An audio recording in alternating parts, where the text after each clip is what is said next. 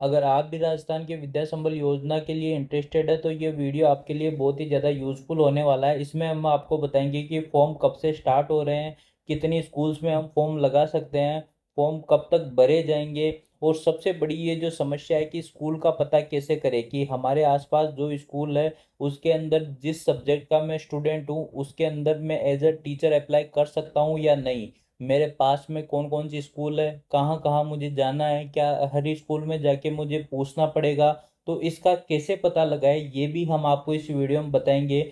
वेतनमान हमारा कितना रहेगा और हमारी क्वालिफिकेशन क्या चाहिए, इसके अलावा मेरे हिसाब से कोई और डाउट होगा नहीं। तो ये सारे डाउट मैं आपके आज क्लियर करने वाला हूँ। तो आइए शुरुआत करते हैं वीडियो की। तो ये इस तरीके से, जैसे ये 12 का है उसी तरह से ये टोंक का हो गया, सारे कार्यालय ने लगभग लगभग निकाल दिए, जिन्होंने नहीं भी निकाले उनके भी आपके जो है 25 तारीख से यहाँ पे फॉर्म स्टार्ट हो चुके हैं। यहाँ पे आप देख सकते हो कि 25 तारीख से फॉर्म स्टार्ट हो चुके हैं और ये कब तक चलेंगे, 27/8/2026 तक, अफरान 1 बजे, यानी कि 1 PM तक, दिन में 1 बजे तक चलेंगे। 27 तारीख को भी 1 बजे तक ही चलेंगे।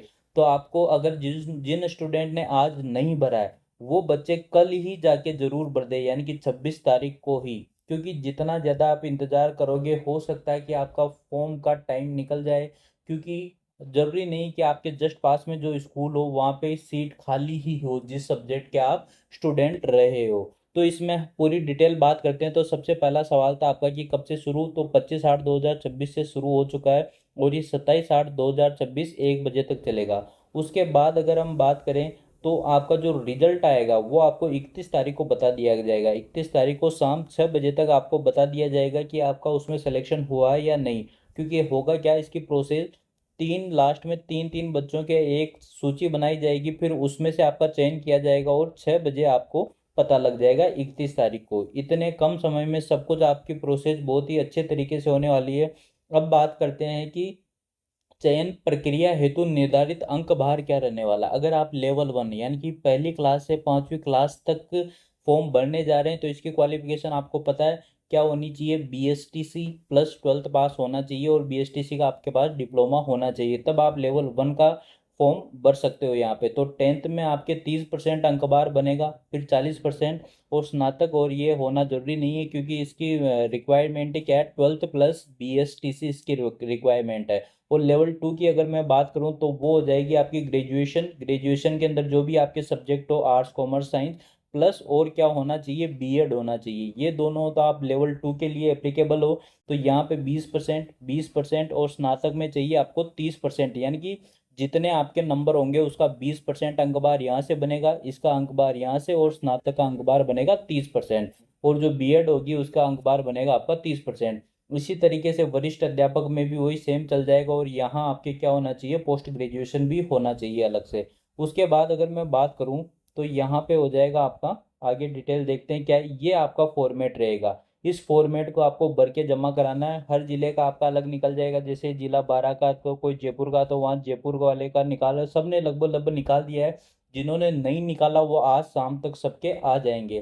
तो आप चेक कर सकते हैं कैसे पता चलेगा, कि कोई भी चैनल से अगर आप जुड़ रखे हो तो वहां भी आपको पता लग जाएगा, या फिर आपको सीट मालूम करनी है, नहीं भी निकल रहा तो इसका जो फॉर्मेट है वो आप निकलवा के डायरेक्ट अपने जो आसपास की स्कूल में जमा करा सकते हो। ये भरना बहुत आसान है, ये तो आप इजीली भर सकते हो। इसके बाद यहाँ जो भी आपकी क्वालिफिकेशन डिटेल है कि सेकेंडरी यानी कि 10th 12th ग्रेजुएशन इनमें क्या क्या नंबर प्राप्त किए, जिन्होंने STC कर रखी है वो, जिन्होंने B.Ed कर रखी है उनके क्या क्या नंबर है, ये सारी चीज़ें आपको यहाँ पे भर देनी है।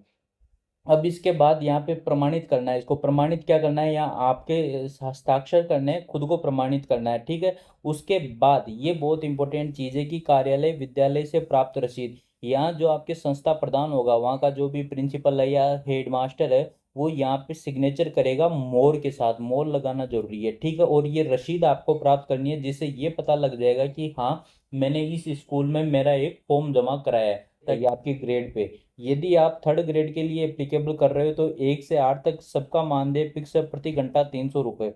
अब उनको जितनी आवश्यकता होगी, जैसे मान लो उनको केवल 8th क्लास के लिए आवश्यकता है तो वो आपको केवल 1 घंटा बुलाएंगे, तो आपको 300 रुपये पर डे आपका मानदेय रहेगा। और अगर वो फुल टाइम रखते हैं तो अधिकतम आपको 21,000 रुपये दे सकते हैं, इससे ज़्यादा वो नहीं देंगे, ठीक है। ऐसा नहीं कि 300 पर घंटे के हिसाब से जोड़ेंगे तो 300 इंटू डेली के 6 इस तरह से हो जाएगा, तो आपके 50,000 से ऊपर चला जाएगा, पर उतना मानदेय नहीं होगा आपका, अधिकतम 21,000 हो सकता है। उसी तरह सेकंड ग्रेड में 25,000, ग्रेड फर्स्ट में आपका 30,000, और अनुदेशक और प्रयोगशाला सहायक में भी आपके 21,000 हो जाएंगे। और यहाँ पे अगर बात करें तो कॉलेज की, उनमें ये आपका मानदेय रहेगा, आप इसको आराम से देख सकते हैं।